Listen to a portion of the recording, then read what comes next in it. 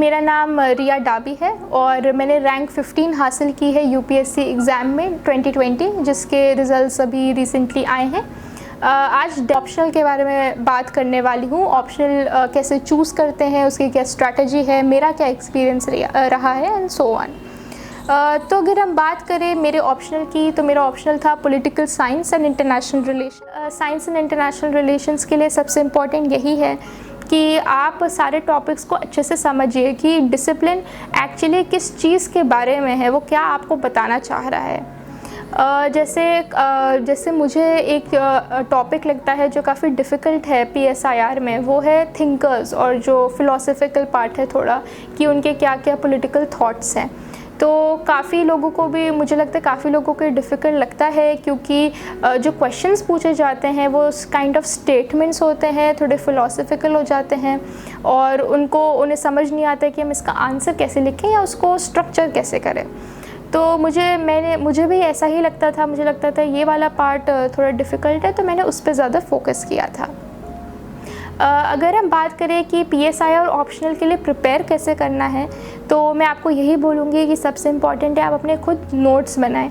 यदि आप कोचिंग ले रहे हैं या खुद पढ़ रहे हैं, आपको नोट्स मिल रहे हैं, बट सबसे इम्पॉर्टेंट है आप अपने खुद नोट्स लिखें, क्योंकि उससे आपको याद भी होता है और समझ भी आता है। तो मैंने भी अपने खुद नोट्स बनाए थे हर टॉपिक के बारे में जो भी सिलेबस में कवर्ड है, चाहे वो थिंकर्स हो, चाहे वो इंडियन पॉलिटिकल थॉट हो, चाहे कंपैरेटिव पॉलिटिक्स हो या इंटरनेशनल रिलेशंस हो। साथ में मुझे लगता है जो करंट अफेयर्स चल रहा है, स्पेशली जो इंटरनेशनल रिलेशंस में जो है, वो काफ़ी ज़्यादा इम्पॉर्टेंट हो जाता है ऑप्शनल के लिए, क्योंकि जो इंटरनेशनल रिलेशंस के क्वेश्चंस भी रहे हैं वो करंट अफेयर्स से काफ़ी ज़्यादा ओवरलैप करते हैं। तो अगर आपने वो अच्छे से पढ़ा है तो आप उसको आंसर कर सकते हैं।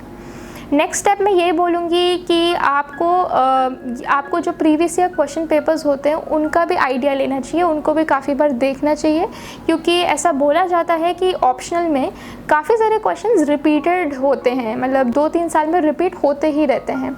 तो कुछ बेसिक क्वेश्चंस होते हैं जो आते रहते हैं, तो अगर आप उनका आंसर प्रिपेयर कर लें बिफोर हैंड और वो एग्ज़ाम में आ जाए तो आपको बहुत अच्छे मार्क्स मिल सकते हैं। फॉर एग्ज़ाम्पल जैसे अगर हम बोले पॉलिटिकल थॉट में, तो प्लेटो और मार्क्स पे क्वेश्चन आता ही आता है, या अगर हम बोले इंडियन पॉलिटिकल थॉट में तो गांधी जी पे क्वेश्चन आता ही आता है। अगर हम इंटरनेशनल रिलेशंस के बारे में बात करें तो इंडिया चाइना रिलेशनशिप या नॉन अलाइनमेंट मूवमेंट या इंडिया यूएस, इन चीज़ों पे भी क्वेश्चन आता ही आता है। तो ऐसे टॉपिक्स भी आपको सेग्रीगेट करने पड़ेंगे, उसके आंसर्स आप बिफोर हैंड बना सकते हैं, जिससे आप एग्ज़ाम में लिख सकें और मार्क्स मिल सकें। दूसरी बात, जब हम आंसर राइटिंग की बात करते हैं ऑप्शनल के लिए, तो मैं ये बोलूँगी कि ये जीएस से थोड़ा डिफरेंट हो जाता है, क्योंकि जैसे जीएस में मेरा एक्सपीरियंस रहा है कि मैंने वहाँ आंसर राइटिंग में पॉइंट्स में लिखे हैं आंसर्स, बट ऑप्शनल में मुझे लगा कि वहाँ पॉइंट्स सूटेबल नहीं होंगे, वहाँ पैराग्राफ्स में लिखना चाहिए। तो आप भी ये स्ट्रैटेजी फॉलो कर सकते हैं। आपको वही सेम स्ट्रक्चर फॉलो करना है कि फ़र्स्ट आपका एक इंट्रोडक्शन होगा, बॉडी ऑफ द आंसर होगी जो वो डिपेंड करता है क्वेश्चन पे, फिर आप जो भी डिफरेंट पर्सपेक्टिव्स टच करेंगे उसके प्रोज या कॉन्स, और फिर आप एक कंक्लूजन देंगे।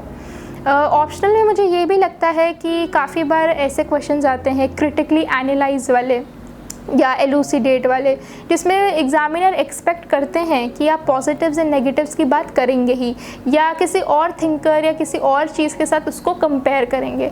तो आप अगर ये सब चीज़ें भी अपने आंसर में डालेंगे तो उससे भी आपको एक्स्ट्रा मार्क्स मिल सकते हैं। और दूसरी बात मैं ये कहना चाहूँगी कि कंक्लूजन को हमेशा बैलेंस्ड रखिए, ऑन द पॉजिटिव साइड रखिए।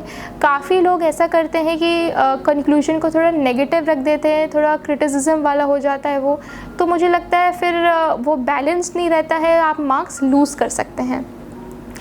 ये सब चीज़ें आप फॉलो कर सकते हैं आंसर राइटिंग के लिए, और इसमें प्रैक्टिस ही सबसे ज़्यादा इंपॉर्टेंट है। आप जितने मॉक पेपर सॉल्व करेंगे, previous year question paper solve करेंगे, उससे आपको आइडिया लगेगा कि आप अपना स्कोर कैसे बढ़ा सकते हैं।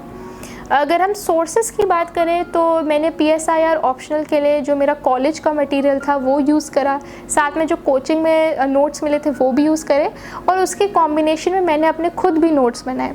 तो उससे मुझे काफ़ी सही रहा आंसर करने में क्वेश्चंस को, और आप भी वैसे कर सकते हैं।